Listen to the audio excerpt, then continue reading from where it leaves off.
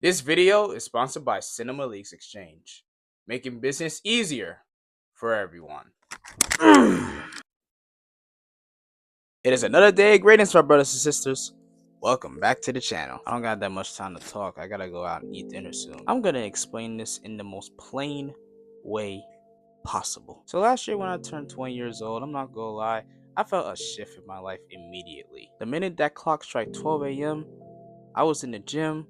I had just made my last shot, my last 3-point shot as a teenager, but most importantly, of my childhood. And I count 18 and 19 as my childhood because, in a way, I still felt like a child. I was still living like one, I was still talking like one.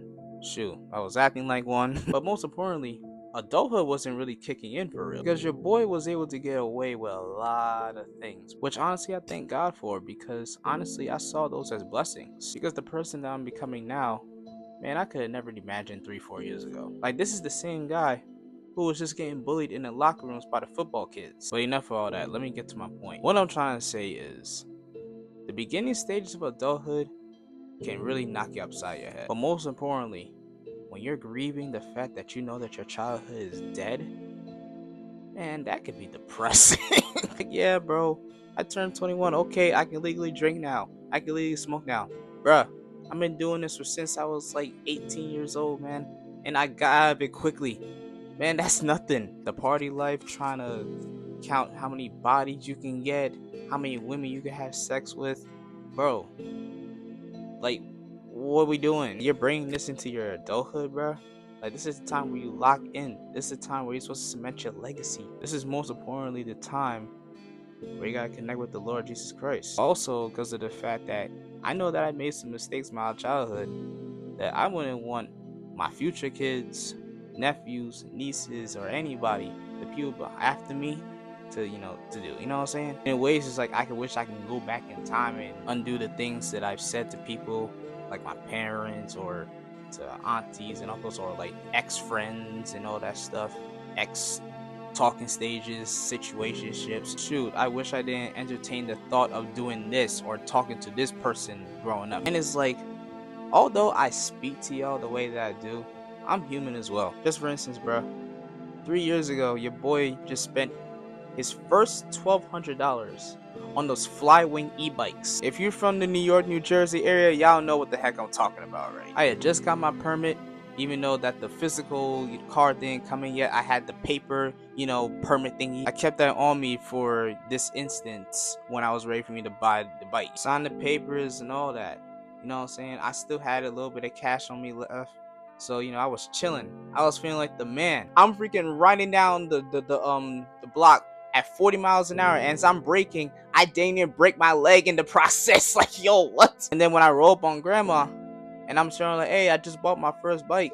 She's like, oh my God, I'm so proud of you and all that stuff. I wish I could have helped and all that stuff. I'm like, grandma, it's all right.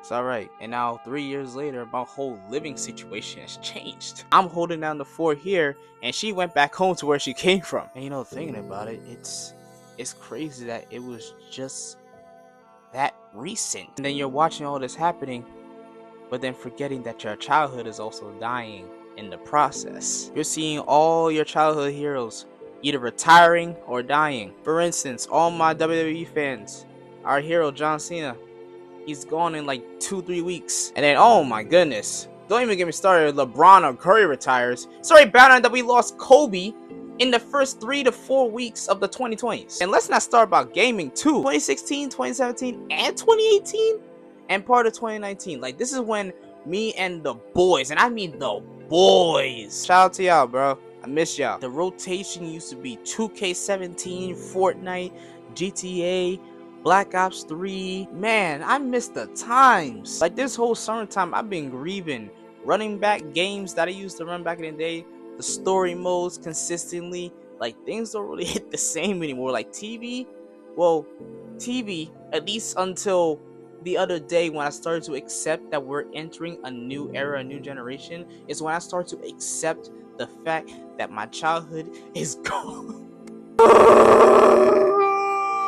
05, 04 babies, but mainly 04, because I'm from the 04. We have officially entered adulthood, and this ish sucks.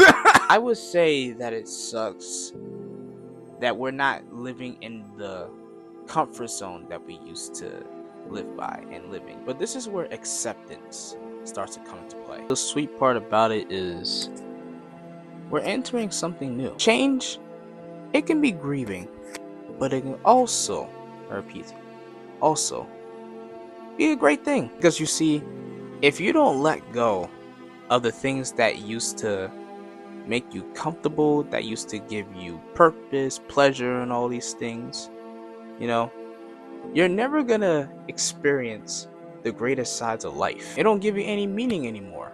And this is when God starts to give you purpose. Don't get me wrong, you can go back in time and have fun. You can have your reminiscence. You're gonna remember the good times. And that's not a bad thing. But the lesson that I've learned from all of this is that when it gets in the way of work, when it gets in the way of your purpose, that's when it becomes a problem. Because you still got a family to feed.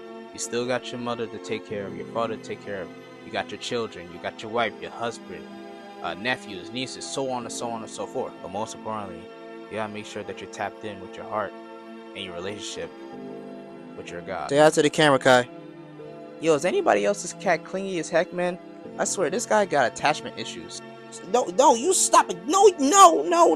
Alright, that's enough Kai for y'all. I was looking up on ChatGPT about this, and it said that Philippians chapter 3, verses 13 through 14 said something about basically letting go of the past and entering the new, because it's time for you to step into what you are truly called for. And that's exactly what I've been going through this entire year. Like, I realized that it's a process. It's a slow process. You're not just gonna let go of everything all at once, but as long as you say that you want to, you're planting the seed. Most importantly, it's about faith. So I appreciate this conversation with y'all. I'm about to go out and get something to eat. Your boy is hungry, and I'm gonna come back, record more videos, work out, and then the word of the cat's nasty, I'll pay these bills somehow, in some way, but with faith.